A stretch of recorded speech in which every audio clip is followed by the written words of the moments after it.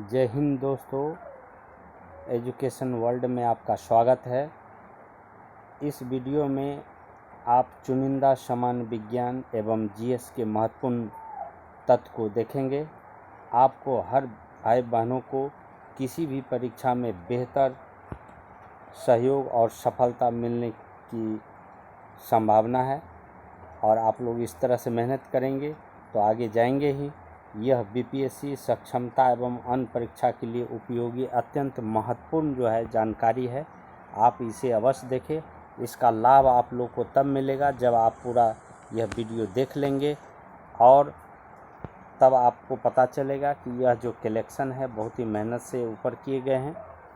तो बिना समय गंवाए हम समझते हैं कि इस जीएस को अगर आप तैयार करते हैं तो हर तरह के विज्ञान से संबंधित और अन्य महत्वपूर्ण जीएस जो बराबर ही टकराते रहता है और किसी भी एग्जामिनेशन के लिए उपयोगी है। तो आइए हम इसको स्टार्ट करते हैं और सही समय से इसको ख़त्म करने का प्रयास करेंगे। एक कण को किसी टावर के शीर्ष से क्षैतिज रूप में प्रक्षेपित किया गया है। कण टावर के नीचे से ऊंचाई के बराबर की समान दूरी पर जमीन से टकराता है। कण के द्वारा खींचा गया पथ किस प्रकार का होगा, यह क्वेश्चन है। यह परवलय प्रकार का होगा। एक दृश्य स्पेक्ट्रम में न्यूनतम तरंगदैर्घ्य का रंग होता है बैगनी का। बैगनी रंग आप जानते हैं कि श्वेत प्रकाश में आपको 7 रंग होते हैं। श्वेत प्रकाश में कितने रंग होते हैं? 7 रंग होते हैं और ये 7 रंग में आपको बैगनी रंग का तरंगदैर्घ्य सबसे जो है सो कम होता है और सबसे अधिक तरंगदैर्घ्य जो है लाल रंग के रोशनी में होता है। इसीलिए लाल रंग के तरंग से लाइट का जो बल्ब होता है, यह जो बल्ब होता है वो बड़े बड़े टावरों पर लगाया जाता है ताकि वह जो है अधिक दूर तक जो है दृश्यमान रहे, ताकि जो है उसका जो वायुयान की रक्षा हो सके उस टावर से। इस तरह से हम देखते हैं कि सेंटीग्रेड और फ़ारेनहाइट के तापक्रम किस बिंदु पर समान होते हैं। तो -40 डिग्री सेंटीग्रेड पर सेंटीग्रेड और फ़ारेनहाइट थर्मामीटर का तापक्रम का जो माप होता है वह स्केल पर बराबर दिखाई देता है। अब देखिए, पृथ्वी सूर्य के चारों ओर परिक्रमा करती है। इस तथ्य को सर्वप्रथम किसने प्रमाणित किया? गैलीलियो ने। मानव निर्मित तीव्र प्रकाश स्रोत का अच्छा उदाहरण है क्या है? लेसर। प्रकाश का प्रति सेकंड लगभग वेग कितना होता है? 3 लाख किलोमीटर होता है, जिसको आप पढ़ सकते हैं, ये पढ़ सकते हैं 3 × 10⁸ मीटर प्रति सेकंड, जिसको हम लोग मीटर में है और किलोमीटर में 3 लाख किलोमीटर के रूप में आप पढ़ सकते हैं। थर्मस फ्लास्क में तरल पदार्थ गर्म रहता है। इसका मुख्य कारण है कि दोनों दीवारों के बीच में जो वायु रहती है, वायु को निकाल दी जाती है और बिना वायु का संपर्क और उसके बीच में कोई उष्मा चालकता की बात नहीं रहती है। इसलिए थर्मस फ्लास्क में जो है आपका जो है कोई भी गर्म वस्तु रखने पर वह अधिक देर तक गर्म रहता है, ये कारण है। चांद का कोई वायुमंडल नहीं है क्योंकि सभी गैसों का वर्ग माध्यम वेग चांद की सतह पर इसके प्लायन वेग से अधिक है। अर्थात इसका अर्थ ये हुआ कि पृथ्वी में इतने आकर्षण बल हैं जो वायुमंडल का निर्माण कर सका है, क्योंकि इसके गुरुत्वाकर्षण बल के कारण यह जो गैस का जो वेग होता है, गैस भी गतिशील होता है, उसमें एक औसत वेग होती है जिसको वर्ग माध्यम वेग कहा जाता है। तो पृथ्वी पर जो प्लायन वेग है 11.2 किलोमीटर प्रति सेकंड का रफ्तार अगर किसी वेग दे दिया जाए तो यह जो है पृथ्वी के जगह को छोड़कर वह कोई भी पिंड आकाश में चला जाएगा। तो चांद पर जितना पलायन वेग है उस पलायन वेग से अधिक वेग गैस का ही है, इसीलिए उसके सतह पर कोई गैस नहीं टिक पाता है। चलिए आगे बढ़ते हैं। एक पानी का बुलबुला चमकता है कारण कि उस पानी के अंदर में संपूर्ण आंतरिक परावर्तन होता है, जिसके कारण वह दर्पण की तरह चमकता है। तापक्रम बढ़ने के साथ ध्वनि की तीव्रता क्या होगी? बढ़ेगी। तापक्रम बढ़ने से क्या ध्वनि की तीव्रता बढ़ेगी। जल में से लकड़ी का एक टुकड़ा तैर रहा है। यदि हम जल को गर्म करते हैं तो लकड़ी का टुकड़ा थोड़ा क्या होगा, ऊपर उठ जाएगा। चीज़ क्या है, पायस का है। चीज़ क्या है, पायस का उदाहरण है। तो इस तरह हम और आगे देखते हैं। दिसंबर 1984 में भोपाल की दुखांत घटना के लिए उत्तरदायी जहरीली गैस कौन थी? CH3NCS। CH3NCS यह गैस है। भोपाल दुर्घटना के लिए यह लीकेज था जिसमें कितने लोगों की जान चली गई थी। जर्मन सिल्वर एक मिश्र धातु है जिसमें तांबा, जस्ता और निकेल का प्रयोग किया गया है, जिसका शॉर्ट नेम है CuZn और निकेल। इस तरह से ब्लीचिंग पाउडर का रासायनिक नाम क्या है? Calcium oxychloride, calcium CaOCl। Plaster of Paris को गर्म करके उत्पन्न किया जाता है जिप्सम। जिप्सम क्या है? तो जिप्सम सीमेंट की जमने की क्षमता जिप्सम पर ही निर्भर करता है। क्लोरोफ्लोरोकार्बन CFC गैस सूर्य से आने वाली है। CFC गैस जो है को डैश जो सूर्य से हानिकारक परावर्तनीय किरणें से हमें सुरक्षित करता है को विनाशक के रूप में जाना जाता है। दरअसल ये बात है कि ओजोन स्तर को CFC गैस ही क्षति करता है, जो यहाँ पृथ्वी पर हम लोग कचरे जो फैलाते हैं, खास करके प्लास्टिक और जो भी AC चलता है, फ्रिज चलता है, उससे निकलने वाले जो कुछ गैस होती है वो CFC गैस ओजोन परत को क्षति पहुँचाती है। एल्कोहलीय पेय पदार्थ में क्या होता है? इथाइल एल्कोहल होता है। एल्कोहलीय पेय पदार्थ में क्या होता है? इथाइल एल्कोहल होता है। मृदु पेय में दाब के अंतर्गत कौन सी गैस जो है उपस्थित रहता है? कार्बन डाइऑक्साइड गैस को, जैसे कि आप स्प्राइट, पेप्सी सब पीते हैं, उसको जो हिलाते हैं उससे जो गैस निकलता है, दरअसल वो carbon dioxide, compressed carbon dioxide होता है। ग्रामीण क्षेत्रों में जल का कीटाणुनाशक किया जाता है क्लोरीन के द्वारा, यानी ब्लीचिंग के द्वारा। चलिए आगे बढ़ते हैं। आयोडीकृत लवण में रहता है कैल्शियम आयोडाइड। कौन ईंधन न्यूनतम पर्यावरणीय प्रदूषण फैलाता है? Hydrogen plasma. हाइड्रोजन जो ईंधन होता है वह जल के तुरंत जल में बदल जाता है, इसीलिए वह कम प्रदूषण फैलाता है। पदार्थ की चतुर्थ अवस्था को प्लाज्मा कहते हैं। अब पांचवी अवस्था को यहाँ नहीं दिया है, लेकिन जान लीजिए बोस-आइंस्टाइन कंडेंसेट कहा जाता है पांचवी अवस्था को। पदार्थ के 3 अवस्था होते हैं मुख्यतः, ठोस, द्रव और गैस। इसके अलावा चौथी अवस्था होती है प्लाज्मा और पांचवी अवस्था होती है बोस-आइंस्टाइन कंडेंसेट, याद रखिए। और इस तरह से हम लोग देखते हैं कि दूरबीन से जीवित कोशिकाओं को सर्वप्रथम किसने देखा था? रॉबर्ट हुक ने कोशिका सेल के बारे में जानकारी दिए थे। क्षुद्रतम जीवित कोशिका है विषाणु। विषाणु क्या है कि मरा हुआ जिया हुआ दोनों जैसा लक्षण करेगा। अगर जीवित में चला गया तो वो एक्टिव हो जाता है, और जब सूखे स्थान पर रहता है तो मरा हुआ ऐसा रहता है। इसीलिए वायरस जो होता है बहुत ही विनाशक रूप लेता है। कोई भी जो रोग होता है, जैसे कि कोरोना वायरस भी था, वो वायरस ही था, और यह बहुत ही तेज़ी से जो है अपने सजीव लक्षण को प्रदर्शित करने लगता है, जो खतरनाक रूप ले लेता है। इस तरह से हम लोग कौन माइटोकॉन्ड्रियल मैट्रिक्स में नहीं पाया जाता है? राइबोसोम माइटोकॉन्ड्रियल मैट्रिक्स में नहीं पाया जाता। ये बायोलॉजी का क्वेश्चन है। इस तरह से पृथ्वी में पाया गया सबसे बड़ा फूल कौन है? रिफ्लेशिया है। कौन है? रिफ्लेशिया है। पार्श्विक मूलों की उत्पत्ति होती है परिरंध्र से। परिरंध्र से पार्श्विक मूलों की उत्पत्ति होती है। किसी मूल में संवहन पुल है, क्या है? द्विपार्श्विक है। किसी मूल में संवहन पुल क्या है? द्विपार्श्विक है। इस तरह से हम लोग देखते हैं जीरोफ्लेथलिपिया डैश की कमी से होने वाली रोग है, विटामिन बी की, है ना। जीरोफ्लेथलिपिया जो है ये विटामिन बी की कमी से होने वाली है। विटामिन बी की कमी से बेरी रोग भी होता है। टाइलिन क्या है? टाइलिन कार्य करता है क्या? ग्लिसरॉल उत्पन्न करने हेतु सम्मिश्रित लिपिड पर कार्य करता है। हेपरिन का निर्माण किसके द्वारा होता है? हेपरिन का निर्माण अस्थि मज्जा के द्वारा होता है। किसके द्वारा होता है? अस्थि मज्जा के द्वारा हेपरिन का जो है सो ये होता है। व्यक्तिवृत्त जातिवृत्त को दोहराता है, इसे क्या कहा जाता है? इसे कहा जाता है अर्नस्ट हैकेल। अर्नस्ट हैकेल ने इसे कहा था। भिन्न प्रजातियों से अंग का प्रतिरोपण कहलाता है। भिन्न प्रजाति से अंग प्रतिरोपण क्या कहलाता है? एलोग्राफ्ट कहलाता है।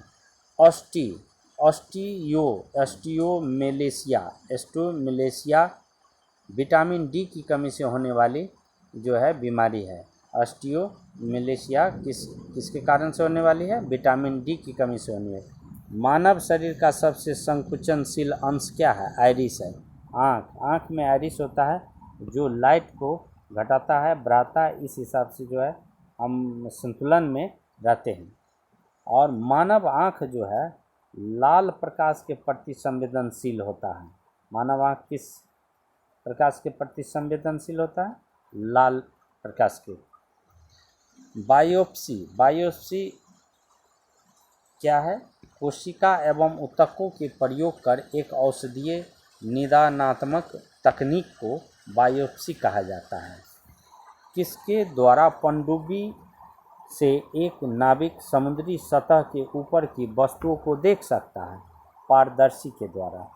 एक युक्ति होती है जिसमें वह युक्ति बाहर रहता है और एक परावर्तन के सिद्धांत पर वह काम करता है।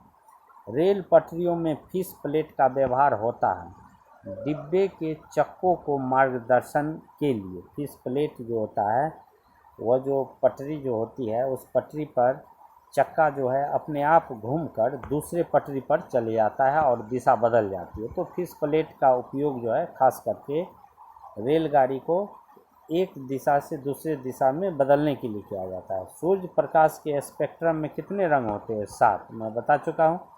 परमाणु बने होते हैं इलेक्ट्रॉन एवं नाभिकों के कारण। दरअसल परमाणु में इलेक्ट्रॉन, प्रोटॉन और न्यूट्रॉन होते हैं। इलेक्ट्रॉन ऋणात्मक कण होता है, प्रोटॉन पर प्लस चार्ज होते हैं और न्यूट्रॉन पर कोई चार्ज नहीं होता है।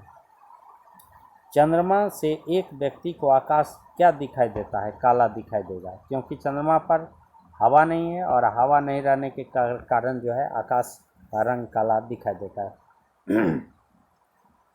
कौन सबसे हल्का धातु है? लिथियम बहुत ही हल्का धातु है और लिथियम जल पर भी तैरने लगता है। जर्मन सिल्वर एक मिश्र धातु है जिसमें जस्ता, तांबा और निकेल का प्रयोग होता है। हीरा क्या है? हीरा एक अपर रूप है। अपर रूप का किसे कहते हैं? एक ही तत्व विभिन्न रूपों में मिलता है लेकिन वह कंप्लीट शुद्ध रूप होता है, जैसा कि कार्बन, ग्रेफाइट और हीरा केवल कार्बन का ही अपर रूप है। लंबाई मापने की मानक अंतर्राष्ट्रीय इकाई क्या है? मीटर है। एसआई मात्रक लंबाई का मीटर है, द्रव्यमान का किलोग्राम है और समय का सेकंड है। कौन एक ताप एवं विद्युत का अच्छा चालक है? ग्रेफाइट जो है कार्बन से बने होते हैं, लेकिन कार्बन एक ऐसा धातु है जो उसको के करंट बहता है, क्योंकि कार्बन के अपर रूप ग्रेफाइट है और ग्रेफाइट से होकर करंट बहता है। इस तरह से साधारणतः बदली भरी रातें क्यों गर्म होती है? बादल से भरी रातें क्यों गर्म होती है? क्योंकि बादल जो है सो एक लेयर में रहता है और भूमि एवं वायु से ताप के विकिरण को रोकता है और नीचे के गर्मी को ऊपर नहीं जाने देता है, जिसके कारण एक वार्मर की तरह अंदर में काम होने लगता है और यहाँ के तापमान उष्मा जो है बाहर नहीं जा पाता है और यहाँ पर नीचे में गर्मी महसूस होती है। इस तरह से हम लोग देखते हैं गहरा नीला सूट मोमबत्ती की रोशनी में क्या मालूम पड़ेगा? अगर कोई व्यक्ति अगर नीला सूट पहना है तो मोमबत्ती की रोशनी में कैसा उसको मालूम पड़ेगा? काला। और विद्युत हीटर की कुंडली किस चीज़ की बनी होती है? तो नाइक्रोम की। हीटर जो लोग घर में चलाते हैं, बिजली से चूल्हा जो होता है वह उसमें नाइक्रोम का तार लगा रहता है। आइंस्टाइन जो महान वैज्ञानिक थे वह ई बराबर mc² का सूत्र दिया। c क्या है? प्रकाश का वेग है।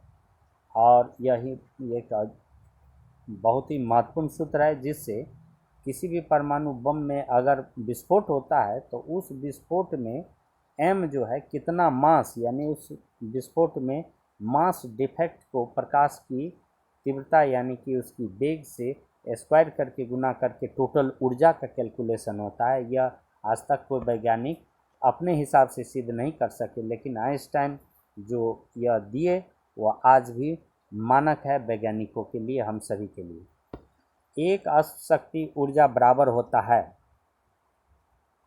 एक अशक्ति ऊर्जा किसके बराबर होता है? 746 वाट के बराबर होता है। विद्युत धारा मापी जाती है किसके द्वारा?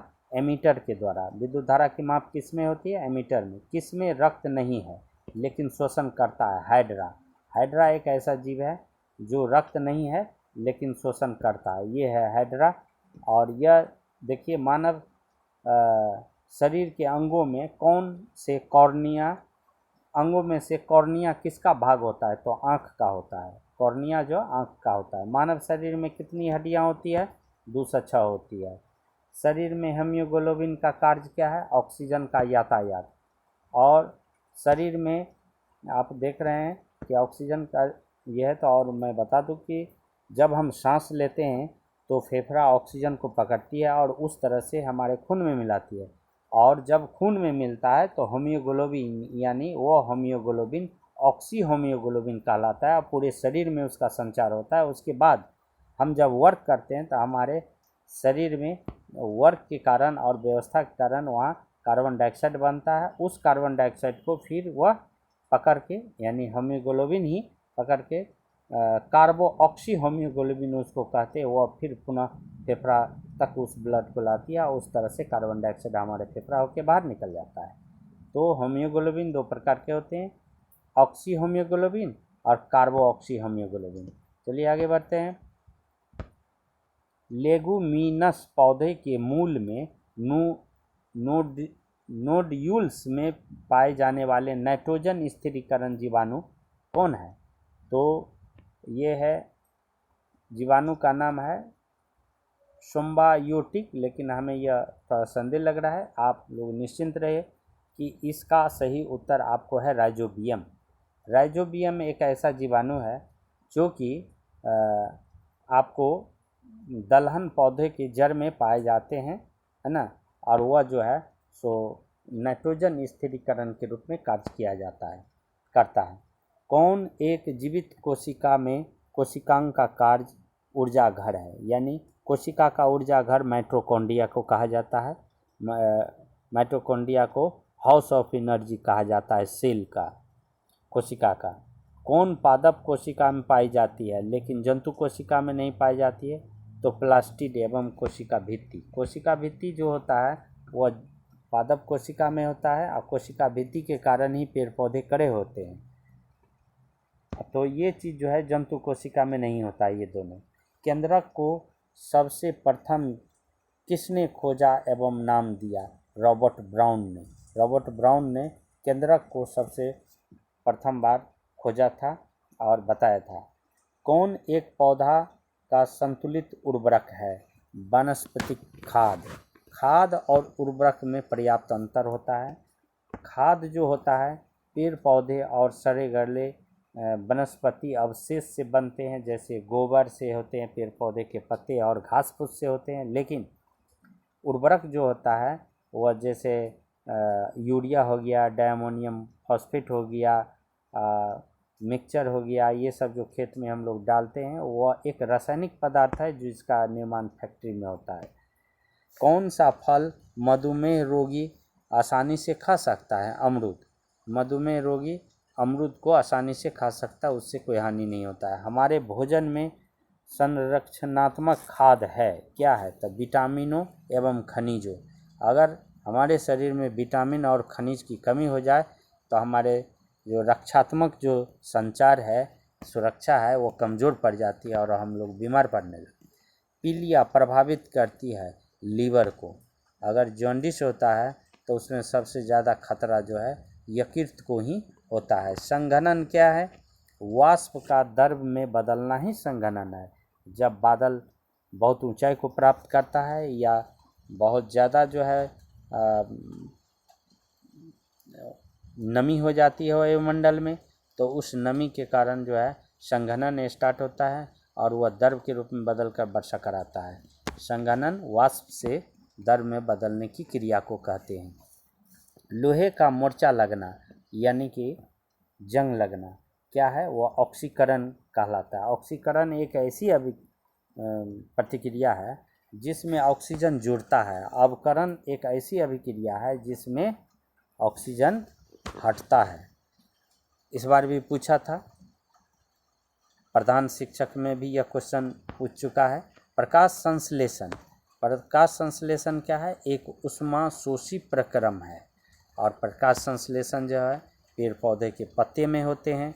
इसमें पर्यावरण से यानी वायुमंडल से ऑक्सीजन पत्ते लेते हैं और नीचे से जल मिलता है। सूरज के प्रकाश में रिएक्शन होकर ऑक्सीजन उत्पादन होता है। इसीलिए पेड़ पौधे बहुत ही पर्यावरण के लिए अच्छे माने जाते हैं। लोहे चूर्ण एवं बालू के मिश्रण को अलग कर सकते हैं। चुंबकीय पृथक्करण विधि से हम लोग लोहे और बालू के चूर्ण को अलग कर सकते हैं। दहन एक प्रक्रम है जिसमें ताप और प्रकाश दोनों उत्पन्न होते हैं। दहन एक रासायनिक अभिक्रिया होती है जिसमें ज्वलनशील पदार्थ अपने प्रज्वलन ताप प्राप्त करने के बाद जल उठता है, जिसमें ऊष्मा उत्पन्न होती है। और ऊष्मा का पहला गुण है गर्म होना। हम लोग जिस जाति के हैं वह है होमो सेपियंस। हम लोग होमो सेपियंस बंदर के ही वंशज हैं। और जो अभी उन्नत रूप है जो होमो सेपियंस से ह्यूमन कहा जाता है। प्राकृतिक वर्णन के सिद्धांत का प्रस्तुत करता है चार्ल्स डार्विन। चार्ल्स डार्विन ने एक शोध पर मेंडलीफ और चार्ल्स डार्विन जो है सो एक शोधकर्ता थे जिन्होंने बताया कि प्रकृति में जो है जो बेहतर रहता है वही आगे बढ़ता है और उसी का वंश जो है बना रहता है। इसीलिए ये बायोलॉजी में चार्ल्स डार्विन के सिद्धांतों को पढ़ते हैं हम लोग। इस तरह पृथ्वी की आयु लगभग कितनी है, 4.6 गुना 10⁻9 वर्ष है ना। इस तरह से हम लोग इसको याद रख सकते हैं। किस पद का प्रयोग एक साथ रहते हुए एक जाति के कुछ व्यष्टियों के लिए होता है, जीव मंडल। किसी पद का प्रयोग एक साथ रहते हुए एक जाति के कुछ व्यष्टियों के लिए होता है, जीव मंडल। जीव मंडल में हम लोग देखते हैं विभिन्न जीव जंतु एक पर्यावरणीय क्षेत्र में एक व्यवस्था में हम लोग रहते हैं, उसको व्यष्टियों के लिए एक पद के लिए जीव मंडल शब्द का प्रयोग किया जाता है। इस तरह से हम देखते हैं कौन एक विद्युत का सबसे अच्छा चालक है, समुद्री जल। ऐसे जल, शुद्ध जल विद्युत का कुचालक होता है, लेकिन अशुद्ध जल विद्युत का सुचालक होता है। समंदर में आप देखते हैं कि नमक की मात्रा ज़्यादा होती है। नमक किसी भी द्रव में यानी कि जल में मिल जाने से वह जल को सुचालक बना देता है। ऐसे भी जो भी जल हम लोग देखते हैं आसपास वह अशुद्ध ही रहता है, क्योंकि उसमें लवण घुले रहते हैं और इसीलिए उससे करंट लग जाता है।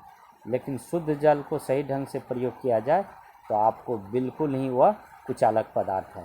जो गैस आग बुझाने के काम में आता है वह कार्बन डाइऑक्साइड है। कार्बन डाइऑक्साइड में वह गुण होता है कि जहाँ आग लगी है तो आप कार्बन डाइऑक्साइड का झोंका दीजिए, वो बुझ जाएगा। लेकिन हम लोग अग्निशामक का प्रयोग करते हैं, उसमें सोडियम बाइकार्बोनेट और H2SO4 दोनों के मेल से अग्निशामक में एक झाग उत्पन्न होता है और कार्बन डाइऑक्साइड झाग के रूप में आग पर जाकर बैठता है और आग तुरंत बुझ जाती है। एक तत्व को सभी अम्लों के लिए समान है, वह क्या है? एक तत्व जो सभी अम्लों के लिए समान है वह क्या है? यानी कि सभी तरह के एसिड में एक तत्व पाया जाता है, उस तत्व का नाम बताइए। वह है हाइड्रोजन। वह क्या है? हाइड्रोजन है। सबसे अधिक अधातुवर्ध धातु कौन है? सबसे अधिक नरम, जिससे तार और गहने जेवर बनाए जा सकते हैं, मिहिन से मिहिन धागा खींचा जा सकता है, वह है सोना। सोना सबसे मुलायम आघातवर्धता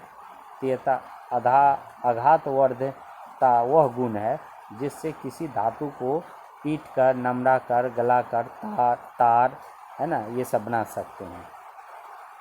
कौन एक अधातु है जो समान ताप क्रम पर तरल है, जैसे कि ब्रोमीन। ब्रोमीन क्या है, साधारण ताप पर तरल पदार्थ में पाया जाता है, लेकिन वह धातु है। स्टेनलेस स्टील जो हम लोग यूज करते हैं उसमें दरअसल लोहा, क्रोमियम और निकेल का मिश्रण होता है। स्टील का थाली जो होता है लोहा, क्रोमियम और निकेल से बना होता है। यह जितना है वह एक तरह से लोहा ही है जिसमें क्रोमियम और निकेल मिला रहता है। जल का अधिकतम घनत्व कितना पे होता है, 0 डिग्री। जल एक विलक्षण यौगिक है जो हाइड्रोजन और ऑक्सीजन से बना है, लेकिन इसका गुण देखिए कि यह आपको 0 डिग्री पर जमता है और 0 डिग्री पर इसका आयतन सबसे अधिक होता है। याद रखिए, सबसे अधिक आयतन 0 डिग्री पर होता है, क्योंकि बर्फ़ का आकार बढ़ जाता है, यानी कि आयतन बढ़ जाता है। इसीलिए ठंडे प्रदेश में जो भी नल होते हैं जहाँ बर्फ़ गिरता है, तो उस नल के जम जाने के कारण उसके अंदर जो जल होता है, जमने से वह बर्फ़ फैलता है और फैलने से पाइप को फाड़ देता है, क्योंकि वह मोटा हो जाता है। बर्फ़ जल जब जमता है तो मोटा हो जाता है, इसीलिए बर्फ़ का आयतन बड़ा हो जाता है और वजन घट जाता है, इसलिए पानी पर तैरने लगता है बर्फ़। इसीलिए ध्यान दीजिए कि 0 डिग्री पर जल का जो है घनत्व अधिक होता है, और कहते हैं 4 डिग्री सेंटीग्रेड पर घनत्व अधिक होता है और 0 डिग्री पर आयतन उसका अधिक होता है। कास्टिक सोडा का अणुसूत्र क्या है, NaOH। सोडियम हाइड्रोक्साइड को कास्टिक सोडा कहा जाता है। ग्लास मिश्रण है। ग्लास का मतलब शीशा का जो हम लोग प्रयोग करते हैं, जैसे कि दर्पण भी ग्लास से ही बना होता है। वह बालू एवं सिलिकेट का जो है एक रूप होता है, जिसको सुपर यानी अति शीतलित लिक्विड कहा जाता है, जो जमा हुआ है और वह पारदर्शी होता है। नाभिकीय विखंडन के दौरान श्रृंखला अभिक्रिया को नियंत्रित करने के लिए न्यूट्रॉन को अवशोषित करने के लिए प्रयुक्त 2 तत्व का नाम बताइए। बोरान और केडियम। बहुत ही महत्वपूर्ण क्वेश्चन है ये, विज्ञान वालों के लिए भी और जीएस के लिए भी। जब नाभिकीय विखंडन होता है नाभिकीय रिएक्टर में, तो अगर उसको नियंत्रित नहीं किया जाए तो नाभिकीय संयंत्र विस्फोट से उड़ जाएगा। लेकिन उसको नियंत्रित करने के लिए बोरान और केडियम के रड लगे रहते हैं, जो न्यूट्रॉन श्रृंखला को आगे बढ़ाने का काम करता है। उस न्यूट्रॉन को ही ये लोग सोख लेता है, और इस तरह से यह नियंत्रण चेन जो है और उसकी गर्मी जो है नियंत्रित किया जा सकता है। कौन सी गैस किसी औद्योगिक क्षेत्र में अम्लीय वर्षा का कारण है, तो सल्फर डाइऑक्साइड। सल्फर डाइऑक्साइड जो है आपको अम्ल का वर्षा कराता है, और यह जो है प्रायः फैक्ट्रियों से निकलते रहते हैं। इस तरह से कौन संभावित रूप से स्वचालित वाहनों के लिए पेट्रोल का प्रदूषण मुक्त विकल्प है? इथेनॉल।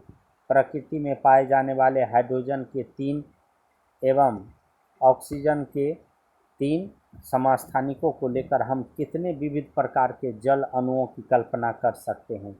तो हम 18 प्रकार के जल अणुओं की कल्पना कर सकते हैं। ये बहुत ही महत्वपूर्ण क्वेश्चन है। पौधे अपनी जड़ों के रेशों द्वारा मिट्टी में से जल का अवशोषण करते हैं। यह कार्य किस कारण होता है? प्रासनन और संघननता से विभिन्नता की ओर। प्रासरण के द्वारा ही जल का अवशोषण जड़ कर पाता है। डीपीटी के टीके किस बीमारी से प्रतिरक्षा हेतु दिए जाते हैं? डिप्थीरिया, निमोनिया और टिटनस। ध्वनि की तीव्रता की वह कौन सी उच्चतम डेसिबल परिमाण की सीमा है जिसके बाद मनुष्य सुन नहीं सकता है? 85 डेसिबल के बाद अगर साउंड की तीव्रता बढ़ती है तो वह नहीं सुन सकता है। किस वैज्ञानिक ने सबसे पहले परमाणु के नाभिक में मौजूद प्रोटॉन कण की खोज की? रदरफोर्ड ने प्रोटॉन कण की खोज की थी। रदरफोर्ड का जो है एक परमाणु पर एक रिसर्च था जिसमें परमाणु के बीच से अल्फा कण को बम्बार्डिंग करके उन्होंने सिद्ध किया था कि किसी भी परमाणु के कण केंद्र में एक पॉजिटिव कण होते हैं जो एक धन आवेश से युक्त है, और यह जो है किसी धन आवेश कण को विकर्षण कर रहा है। पृथ्वी एवं अन्य उपग्रह सूर्य के चारों ओर एक निश्चित कक्ष में घूमते हैं। इसके लिए अभिकेंद्रक बल दिया जाता है। सूर्य एवं उपग्रहों के बीच गुरुत्वीय आकर्षण द्वारा, और इसमें अभिकेंद्री बल जो होता है और अपकेंद्री बल, जब सूर्य के चारों ओर कोई ग्रह घूम रहा है तो एक बाहर की ओर लगने वाले बल होते हैं जिसको अपकेंद्री बल कहते हैं, और एक सूर्य अपनी ओर आकर्षण करता है वह बल को अभिकेंद्री बल कहते हैं। ये दोनों बल का मान बराबर होता है और जिसके कारण ग्रह अपने संतुलन में अनंत काल तक के लिए वो घूमते रहता है। ताम्र सल्फेट और क्रिस्टल नीला दिखता है, परंतु जब इसे अति सूक्ष्म रूप से चूर्णित किया जाता है तब यह दिखाई पड़ेगा हल्का नीला, क्योंकि क्रिस्टल में जो है प्रकाश का कुछ अलग रूप होता है और चूर्ण करने पर अलग होता है। एक परमाणु के नाभिक में क्या होते हैं? प्रोटॉन और न्यूट्रॉन। एक परमाणु के केंद्र में क्या होता है? प्रोटॉन और न्यूट्रॉन होता है। बाहर में कौन से कण चक्कर लगाते हैं? तो इलेक्ट्रॉन चक्कर लगाते हैं। एक उपकरण जो कि तीव्र संघनित अत्यधिक रूप से शुद्ध एवं उच्च रूप से समानांतर प्रकाश के क्षण का उत्सर्जन करता है, क्या कहलाता है? लेजर किरण कहलाता है। क्या कहलाता है? लेजर। फिर से सुनिए, एक उपकरण जो तीव्र संघनित अत्यधिक रूप से शुद्ध एवं उच्च रूप से समानांतर प्रकाश के क्षण का उत्सर्जन करता है, एकदम सीधा भागता है, वह क्या कहलाता है? लेजर किरण कहलाता है। सभी भारी रेडियो सक्रिय तत्व अंतिम रूप से परिवर्तित होते हैं किस चीज़ में? शीशा में। सभी भारी रेडियो सक्रिय तत्व रेडियो एक्टिव एलिमेंट कहा जाता है, जो अंतिम रूप से वह टूटकर शीशा में बदल जाता है। शीशा का मतलब ये कांच नहीं, शीशा का मतलब धातु पीवी में।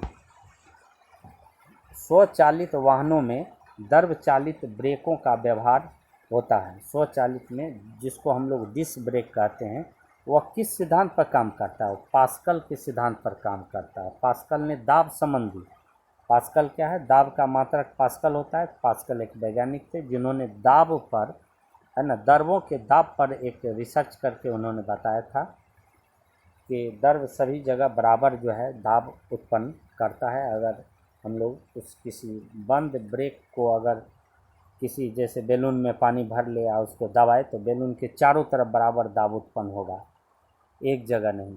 यह पास्कल का दिया हुआ नियम है। यदि कोई बल दो वस्तुओं में समान त्वरण उत्पन्न करता है तो वस्तुओं के द्रव्यमान बराबर होंगे, क्योंकि F बराबर ma होता है। बल का माप जो है किसी भी वस्तु के द्रव्यमान और त्वरण के गुणनफल से प्राप्त होता है। इसीलिए अगर किसी वस्तु पर अगर समान त्वरण अगर बराबर बल से उत्पन्न हो रहा है तो इसका मतलब है कि उसका द्रव्यमान बराबर है। जब किसी ऊंचाई से कोई वस्तु भूतल की ओर गिरती है तब स्थित ऊर्जा और गतिज ऊर्जा बढ़ती है, परंतु उसके योगफल समान ही रहते हैं। ऊपर में रहने से स्थित ऊर्जा, जब नीचे गिरती है तो गतिज ऊर्जा बढ़ती जाती है, स्थितिज ऊर्जा घटती जाती है, लेकिन दोनों का मान बराबर चलते रहता है। अंतिम में जितना ऊपर में स्थितिज ऊर्जा होती है, अंतिम में नीचे आने पर गतिज ऊर्जा का जो मान होता है उसके बराबर हो जाता है। गैलीना क्या है? शीशा का एक अयस्क है। शीशा का अयस्क को गैलीना कहता है। अयस्क क्या होते हैं? वह धातु, वह मिट्टी, वह कच्चा माल जिसमें वह तत्व पाया जाता है। जैसे मैग्नेटाइट लोहा का अयस्क है, इस तरह से बॉक्साइट एल्युमिनियम के अयस्क हैं, तो शीशा का अयस्क को गैलीना कहा जाता है। एकमात्र अधातु कौन है जो विद्युत का सुचालक है? ग्रेफाइट। अशोधित पेट्रोलियम तेल का परिशोधन प्रभाजी आसवन प्रक्रम के द्वारा किया जाता है। और ये सब जो क्वेश्चन है ये बिल्कुल 6 to 8 और 9, 10, 8 ये सब से विज्ञान से लिए गए हैं। प्राकृतिक रबर क्या होता है? बहुलक होता है, आइसोप्रीन के बहुलक होते हैं। प्रदत्त साफ तरल जल या प्रदत्त साफ तरल जल है या नहीं, इसके परीक्षण के लिए निम्न पद्धतियों में से सरलतम पद्धति क्या होगी? निर्जल कॉपर सल्फेट मिलना एवं रंग परिवर्तन देखना। इस विधि से यह किया जाता है। किस प्रक्रिया के कारण पौधे लकड़ी का रूप ले लेते हैं? किस प्रक्रिया के कारण पौधे लकड़ी का रूप ले लेते हैं? तो लिग्निफिकेशन के कारण।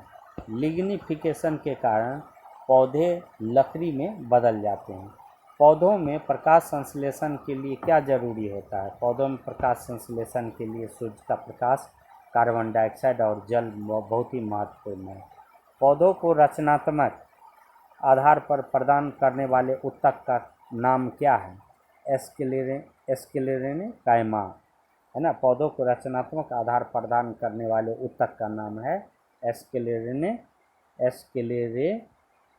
एस्केलेरे कायमा। पौधों की जड़ की सर्वाधिक वृद्धि होती है। पौधों की जड़ की सर्वाधिक वृद्धि क्या होता है? जड़ के अग्र भाग के ठीक पीछे के भाग में पौधों की जड़ की सर्वाधिक वृद्धि होती है। धन्यवाद आप लोग को सुनने के लिए। अगर आपको यह वीडियो अच्छा लगा तो आप ज़रूर सब्सक्राइब और शेयर करें और हमें प्रोत्साहन करें ताकि मैं और कलेक्शन आप लोग को दे सकूं। धन्यवाद।